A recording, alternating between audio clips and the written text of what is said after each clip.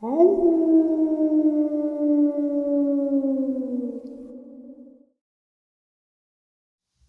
greetings and salutations, everyone. I hope everyone is doing well still, and welcome to the second half. Before we jump into it, a couple links.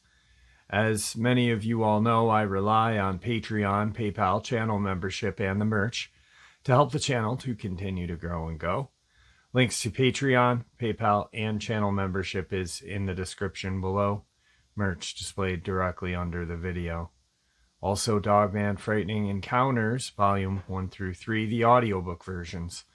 They were written and researched by Tom Lyons, narrated and produced by me, Jeff Nadolny. Those audiobooks are available on Audible, Amazon, and iTunes, links to which are also in the description as well. And finally, last but definitely not least, if you'd really like to help support the channel to continue to grow and go, simply subscribe. It doesn't cost a cent. Click the like button, takes half a second. If you don't want to miss out on any of the informative uploads I put out daily, click that bell icon, and folks, please leave a comment. Why? Well, because all of these things really do help the channel to continue to grow and go. And yes, folks, they definitely do matter. Now, everyone, I have taken far too much of your time. Let's jump into tonight's second half, shall we? All right, everybody. Today I have a subscriber from the great state of Virginia, and he has been on the show 2 times to share some Dogman encounters that he's had in the county of Tazewell out in Virginia. DJ, how are you today? I'm pretty good. How are you? I'm doing well. Thanks for taking some time out of your night to come on and share what's been going on with us. Not a problem. So, well, you're not a stranger to this. You know how I do it. I'm going to turn the floor over to you, and you can share what's been going on with everybody else. Gotcha. Well, last week, Jeff, week before last, we were finishing up the second cutting, which is the last cutting of the year for our fall stocks for round bale and square bales, to sell to local farmers who have farms. And we had done cut them, baled them, and we were removing them into cover from the weather. And we was finishing up the last field over in the end toward it borders the pasture. Well, we noticed that there was a younger deer there hanging around my brother-in-law I was spearing them on the tractor, taking them over to him, and he was picking them up with another piece of machinery and stacking them on top of each other in the barn. Well, we noticed a deer hanging around there earlier. It was a fawnling. It still had like maybe 2 spots. It was a young deer. I don't think it was hurt, maybe. I know it wasn't hurt by none of our equipment, but it was getting close to dark when we was finishing up. We had like 4 bales left, and all of a sudden, dark was beating us. So, it was basically a race against time to try to get the hay out of before the dew heavy fell on it. But we were getting ready to turn the equipment off and cover everything up for the night on the farm and lock everything away. And it probably maybe 15 minutes before total darkness. And all of a sudden, we started hearing barking, howling, and yipping. It was a yipping similar, I guess, to that of a coyote, but it had a growl to it. And whatever did was yipping and howling had an ungodly set of lungs. And I've heard something similar to that before. I thought it was a Dogman. I didn't know for sure. Okay. But my friend, my family member, who's who basically owns the property, he'd never heard nothing like that before, and he's 10 years older than me.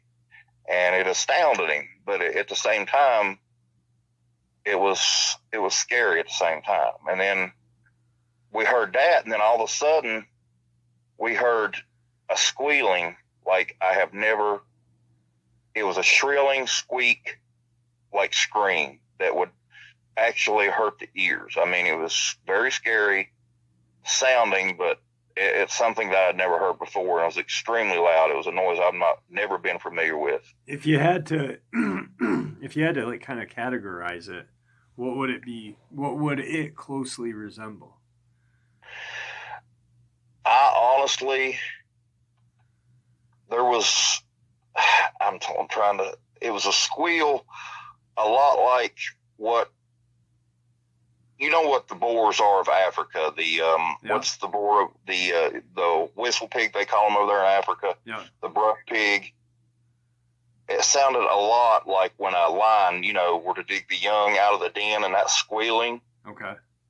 Sounded like that, but it had a little bit more gruff to it. I mean, it was very nerve wracking and very irritating. At the same time, it was just, I'll be honest with you, it was scary as hell. All right. Okay. And we were listening to it. As we're listening to this, we walked over there to where we seen the deer, and something evidently must have grabbed it, because the sound actually sounded like about 200 yards up the hill into the wood line from where this deer was laying. And we found a few drops of blood and some hair right there, like something might have just grabbed it and took off with it. Unbeknownst to us, we don't know what it was, but we were sitting there and listening, but my brother-in-law was wanting to go because it was really irritating. And then it just, all of a sudden, it was starting quietening down. It was like a gruff and a rough. You could actually sound like it was a free-for-all up there. You could actually hear limbs shaking and brush breaking. I don't know what was going on, if something grabbed this and something else tried to take it or what have you, but it was to the point that I was wanting to get out of there too. Well, all of a sudden I seen my brother-in-law look up the hill, and he got a look on his face. And then he turned around on me, and he passed me. I mean, you can imagine, say, the sequence of walking on water for speed. He could have done it. And I know he was bothered by the sound before, but I didn't think it'd bother him this bad. Right. And when we got in his vehicle to ride, for me, drop me off and then go to hit, it's about a 45-minute drive from where, we're located at. And the whole time the way home, he might have said 10 words. And he was as white as a piece of notebook paper in an Alaskan summer. I thought maybe the sound had got to him, but I thought something else maybe. I don't know. And then 2 days later, or 3 days later, this happened on a Wednesday, I think, or a Thursday, and I found out on a Friday evening, he told me he saw something. And I'm like, did it have fur? He's like, no. In his way that he put it, in his layman's terms, he said it looked like a plucked, skint turkey as it's taken out of the pack and prepared for Thanksgiving Day dinner. And I asked him, I said, what do you mean? He said, you know the color of them? I said, yeah, they look like they're whitish, green, blue. You can tell where they've been thawed and picked and plucked. He said, that's what it looked like. And he said, it ran so fast over the hill. And I asked him, I said, well, did it run? No. And he had stopped me, and he said it ran like a kangaroo would.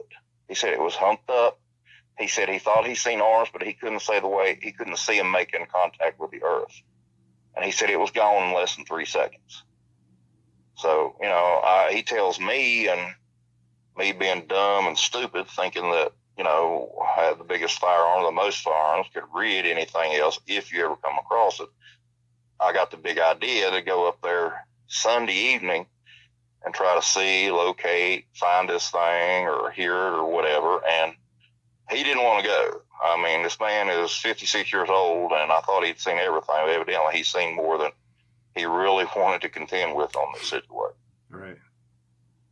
So I went up there Sunday evening, and I didn't think I'd make contact with it. I was more or less just, I had a gun, but I thought I was just goofing off, I guess, trying to play Rambo for the sequence of being a man with these grown-up toys. I had no intention of seeing it, never even thought I would or hear it or nothing.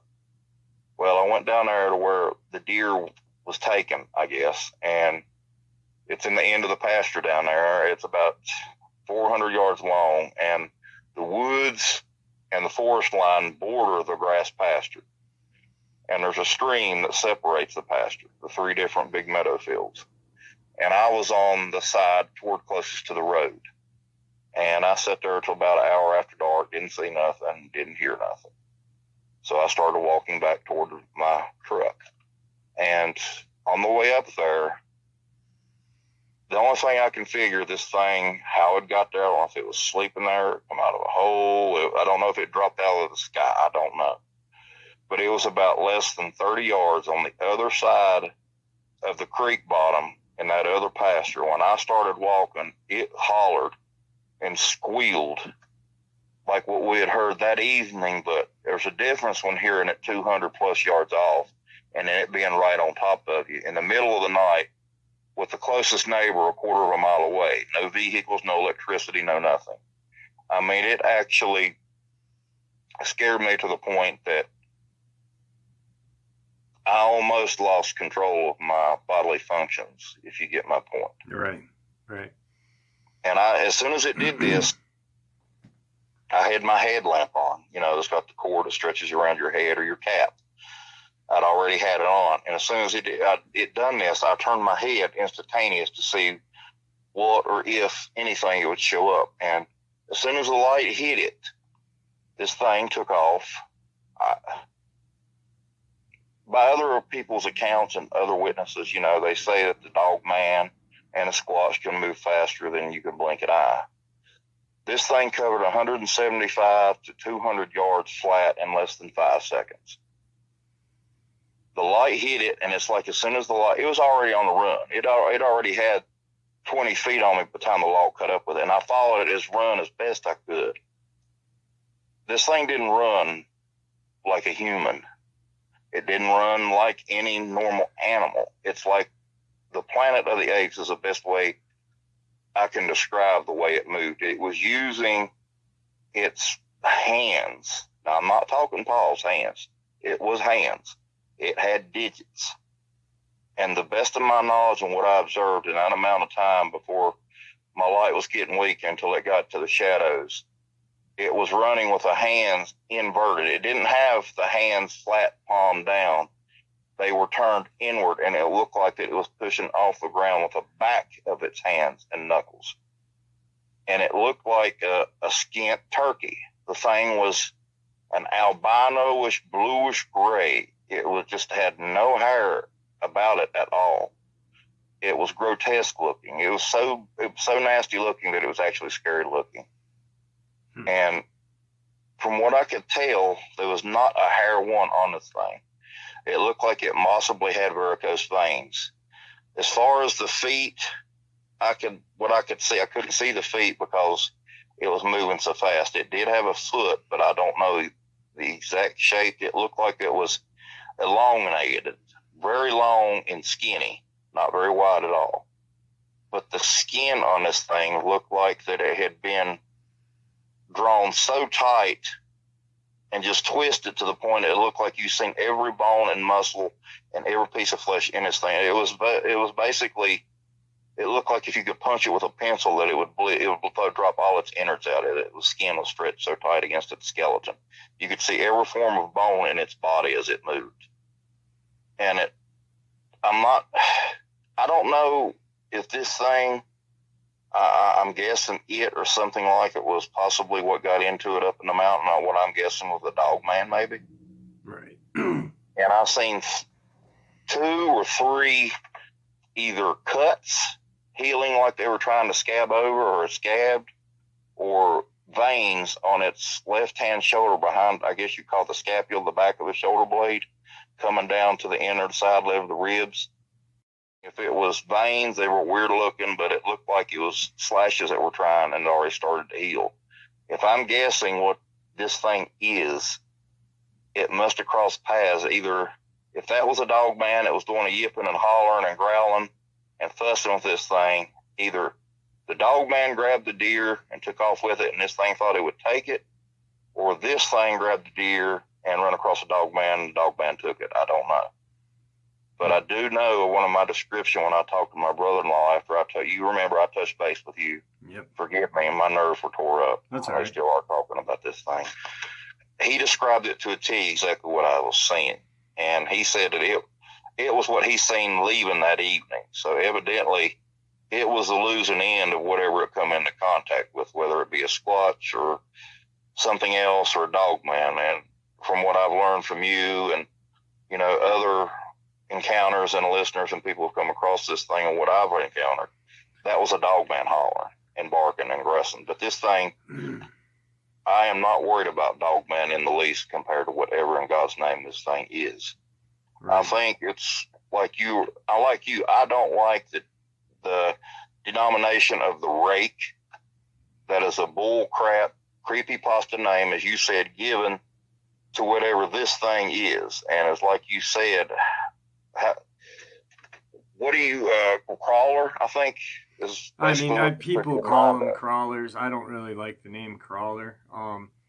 And I think there's a better name, because when you think crawler, that sounds like it's crawling up a wall. But, yeah, a lot of people are describing these translucent humanoid creatures. That's what it would, like you said, it put your mind of translucent. Yeah, I don't know, like you and I were talking prior to this a little bit, I had a subscriber just recently, she shared her granddaughter's encounter. Pam, she shared her granddaughter's sighting down in Mississippi.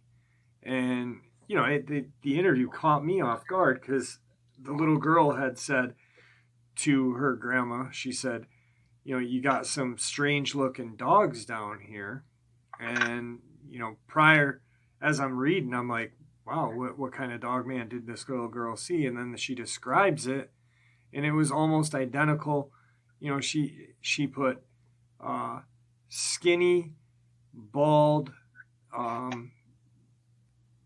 white granddaddy or something like that, Yeah. And that's what they resemble. They almost look like they don't have any muscle, but no, they're strong as shit, I mean, exactly.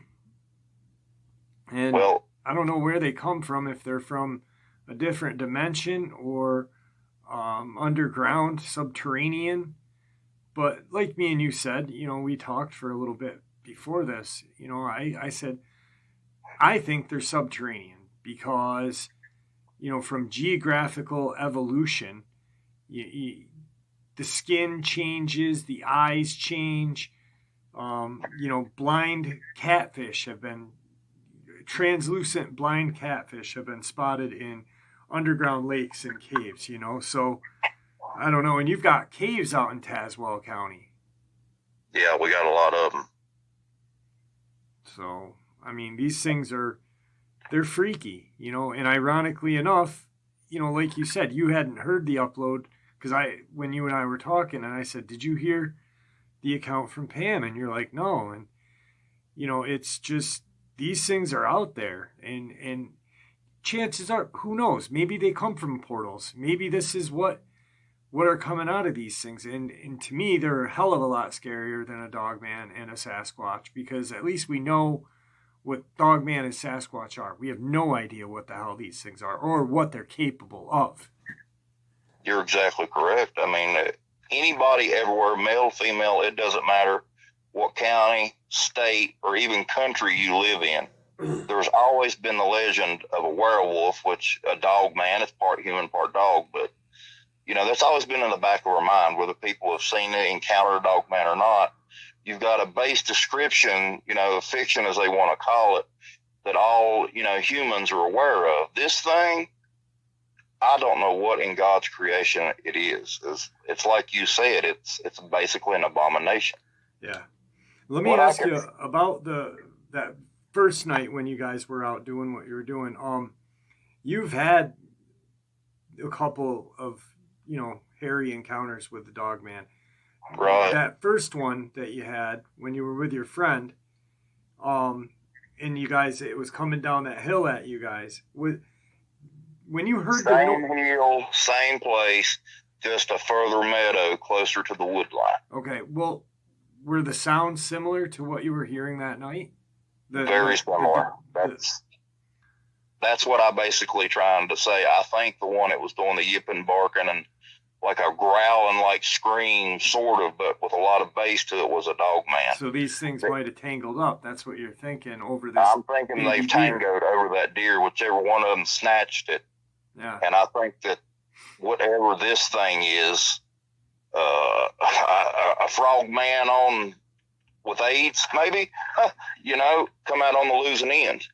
Yeah. And I say frog man because what little body characteristics I can make out in just a few seconds that I could try to identify. It looked like when it ran to the left, so its left-hand side, it looked like that it had no eyelids. Yeah. That the eyes were translucent, no eyelids, no hair, no nothing. But the eye, my light did reflect off of it. It was a yellowish orange. And it looked like that thing's eyeball was as big as a baseball. No ears, no earlobes that I could see, but what I seen was correct. It looked like a hole, an entrance like on the side of its head, where our ears are behind our eyes and our jawline. It looked like it was just a naked hole. Huh. And I say frogman as I refer to it because the fingers, we talked earlier, anybody's ever seen a frog, their legs, them long toes they got, prehensile like toes. This thing had fingers, not paws, not coon claws, but actual fingers. And the two that I seen were so long, I'm thinking between 8 and 9 inches long. That because it was moving so fast, I barely got the one look at it, but I seen it pull its leg, limb up or whatever, and it was moving off the ground with its front limbs off the back of its hands. And them fingers looked like they were rubber as they moved. It looked like it just made a cartilage, just maybe some bone and the rest extension flesh, but it was eerie looking, if that makes any sense. Yeah, makes sense. And what I can think I might have seen the corner of its jaw looks like that it had no lips, its face, to the best way I can put it, looked like it was a man-like face without any protruding shape. It's just like it was flat. Yeah, it's like a nondescript almost, It's like, exactly. It's like the nose being removed. It had, what I could tell, it had no eyelids, huge bug-like eyes with a minus of ears, but ear canals, and no lips. It looked like just a concave indentation, I think, with its mouth open. Yeah. I have never... What's interesting is that you said something that kind of caught me off guard, was that it came out on the losing end, but you really don't know that. Just because it had a couple scratches on it, you don't know who won. That's very true. The only way I say that is because I didn't see nothing the evening we heard this. My brother-in-law is the only one that made contact with it right at the edge of dark, and he said it was running away, that it looked like it wasn't carrying or dragging nothing, but it was running away. So that's the only reason that I referred to it as a losing end of the stick. Right. It could have very well whipped the Dogman. It could have killed him for all we know. But I've always judged a battle, if something like that happens, the first one to turn tail and run is usually the loser. Or it killed the Dogman and just left without maybe it didn't want the deer. Maybe they killed a kill. Who knows? Like I said, we don't know shit about him. That's what makes him so scary. Exactly. We don't know. And even if it did kill a Dogman right there, or it wounded it bad enough that it died, pretty much anybody that's had any contact or listens and researches cryptids knows that if it hits the ground or wherever it makes contact, wherever it's died, it will not be there long. Right. The rest of it's key. Yep. So that's the reason it wouldn't even done no count for me and him to go up there with flashlights, especially after we heard that evening, or wait till the next day, because there's not going to be no body of anything. Yeah, absolutely. Yeah, I mean, these things, whatever the heck they are, I'm at a loss because, when Pam shared that and the email she sent me, I shared on the upload, and she asked for some advice. And like I put it on the channel, I said, get some lights out in your yard. You've got a huge yard, get some lights out there. That way, if you see this thing, you can turn the lights on it, blind it, hopefully, and shoot the shit out of it. People probably won't like that one, but they have to get over it. We're gonna have to. The only way we will ever know what these things are is by having one captured. Yeah. Theory is great. Theory is great, but eventually theory gets old, and I want facts. I'm like you. Exactly. We're not going to know nothing till one of these things is dead on a slab, or if it's caught alive, it's restrained and it's studied. That's the only way we're going to have any questions answered. There's, I don't know. There's a lot of speculation of what these things are. I mean, me and you, like I said a couple times before, we talked about this, and I've got a couple of theories that maybe they're through geographic and evolution change, through the change of evolution being geographically placed underground, they were a feral human that eventually changed. Or who knows, during the 50s up until present time, the CIA likes to do some crazy fucked up experiments on human beings. So exactly. Who knows, what the hell these things are. Exactly. It's like you said that, the changes in evolution in the earth. Who's to say that during the land bridge, they refer to the Cro-Magnon Iceman, the missing link. Who's to say this ain't the missing link that was survived, but during the change in the Earth's surface, that they did not get trapped, like you said, below subterranean levels, and they learned to survive. And they're blind, but they can't see, but their hearing is so acute. That's how they've learned to maintain and live, and maybe they've made it to the surface. We don't know. Yeah. Or maybe they dropped out of a portal, which I like that idea a lot better, because it's like, like you said, we were talking earlier, the only way this thing could have the skin pigment that it does, if they either crawled out of the lab, like you said, the CIA have tested it and it was released, it's subterranean, or if it was dropped out of a portal, because it could not exist on the surface and be as pale as what it is. There's no way. Absolutely right. Yeah, there is no way possible. And maybe, who knows, they could be coming out of portals and then go to subterranean level, like they're like with pigmentation on their skin like that, the sun hits it, that's an instant burn, almost like a vampire, like you said earlier, that pale white, just real albino veinated skin. Yeah. Like a varicose veined skin. Yeah, exactly. It'd be like waking up in the morning and seeing a big smell on the front porch, and you walking out there and putting a handful of salt on it, it's going to shrivel. Yeah. Same thing with this. There's a lot of videos of these things too. I mean, not a lot, but there are numerous ones. And the ones that are out there, a lot of people are like, well, I mean, there's some ones from Hollywood that people have doctored up. Just, like the Dogman video that's going around. That's actually like it's a movie prop from a Spanish or Portuguese Dogman movie, and there's a Asian, Islamic somewhere around in that area, like Afghanistan or Pakistan. Dogman movie. Actually, it's not a Dogman movie. It's a movie, but there's a Dogman creature in it, and it's from over in the Middle East. Correct. But these creatures, these videos on YouTube that these people are catching, I think a lot of them are legit, because, it's just an average guy like you or I. Where the fuck are they going to get the Hollywood props to, do these videos? There's one that this kid is out in the woods, and he hears this sound almost like what you're describing, like a squeal, like a male boar squealing. And he's out in the woods. He's going out there. He's got a flashlight with him. And this isn't the one that everybody sees where it's on the ground. This thing's actually in a tree. It's probably 10, 15 feet up in a tree, looking off to the side. And it sees him and screeches and just fucking bolts into the darkness of the night.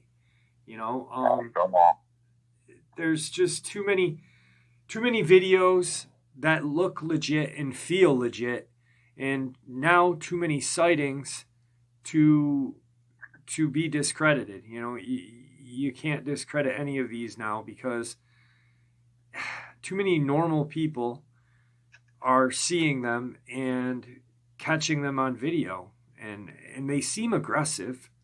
But like I said, we're not going to know anything until we get some sort of physical evidence. And exactly. I love theory. I mean, I love theory, but in my eyes, theory is just almost like like a Stephen King novel. Exactly. It only gets you so far. Yeah. I mean, I want facts. That's why lately I've been sharing encounters on the channel, but on my off time, I'm reading Russian scientist notes and shit like that on Sasquatch. And, so we need facts. And with these things, especially because if they are coming out of portals, they're very dangerous because, they're from some other fucking dimension and we don't know what's in that dimension. So we don't know how dangerous these things can really be. Exactly. I like this, like you've been commentating and researching. I like to see the sheriff from Cock County, Tennessee, the tutu wearing, what's his name, come across this scene where his pink tutu. Yeah. How's he going to explain this? Was he going to try to do arrest E.T.? That's another thing. They could be some sort of, extraterrestrial offshoot. We don't know. That's another theory. They resemble an ET minus the bulbous head. Yep. I don't know, but I like how you described the frog-like fingers, how it hopped or bounced. It's definitely a creepy. If you think about it in your mind, and you picture the way you describe this thing, how it hops like the Planet of the Apes, that's unsettling. It's very unnerving. That's creepy shit. I don't know if it scared me or it just did. I don't know, but I will take 10 Dogman encounters for one of these because I don't ever want to experience none of either again. But if I had my choice, I'd take Dogman all day long. Yep.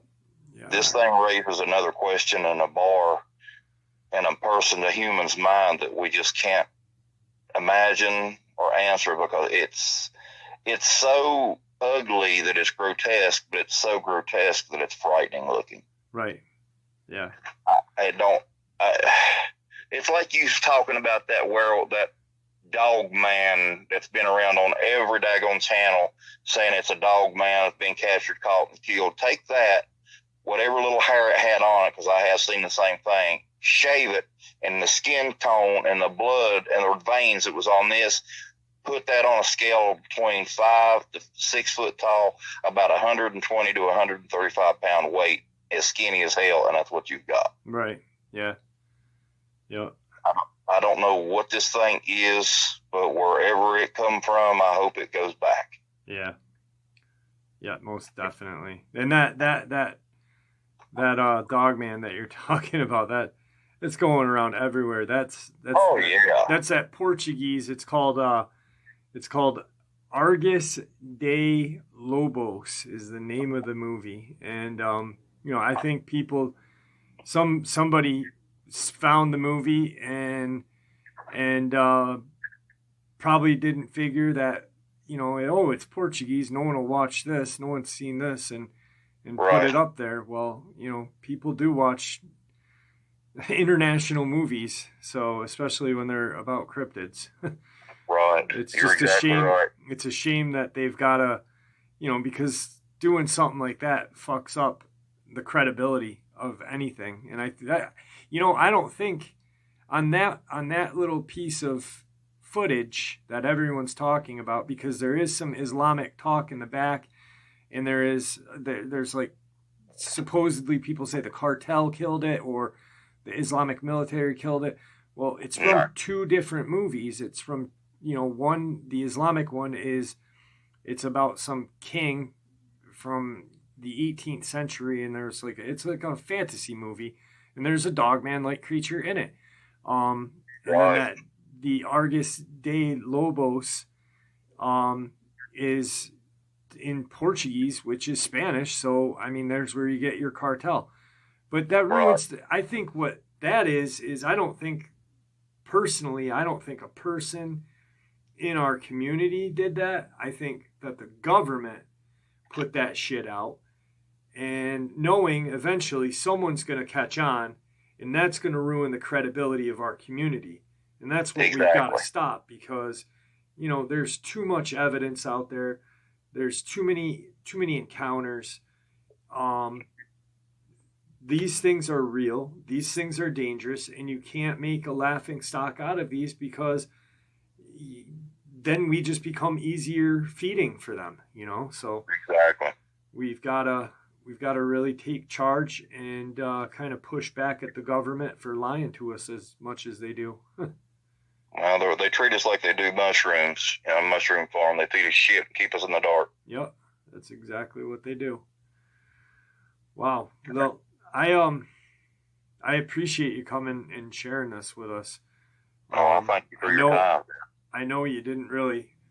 I know it's been when I talked to you, you were almost didn't want to share what happened Sunday. You were just going to talk about, you know, when you and your brother-in-law were out there. But, you know, I appreciate you taking the time to share this with us, because whatever this thing is, we need to get to understand it, especially if it's, you know, I mean, this is the second time that I've heard about this in a week, from 2 different subscribers from 2 different locations. Right. You know, so it's just it's another creature that we need to be weary of, and who knows how long they've been out there. We don't know, which is even scarier. That's what makes it scarier. So you're exactly right. Well, DJ, is there anything that you'd like to say to anybody before we end the interview? Do me a favor, don't hang up when we end the interview, because I want to talk to you a little bit after. No, there's nothing I can say out there, Jeff. I mean, I just thank you for your time, and we all appreciate what you do. Well, like I said, you guys are the channel. You guys are this is just a platform. I give you guys a platform to share, and I appreciate you guys sharing. So, DJ, thank you for your time, and please be safe, and you know, always be prepared. You know what I mean on that one. Yes, sir, I do. All right, buddy. It was good talking to you. You too. Have a good night. You as well. Bye-bye. Bye. And that, folks, was tonight's second half. I hope you all enjoyed it as much as I enjoyed sharing it with you. I'd like to thank you all for supporting the channel. It is, after all, your support that keeps the channel growing and going. And honestly, what gives people a chance and a place to share their experiences and theories, judgment-free, simply treated with the respect that we all deserve. Thank you. Please stay safe, happy, healthy, and ever vigilant, keeping an eye on our children, pets, family, and friends. These creatures are real, they are out there and dangerous. Share this information with the people you love and care about, and it may just help save their lives someday. Until next time, never stop asking questions, never stop searching for answers, and God bless.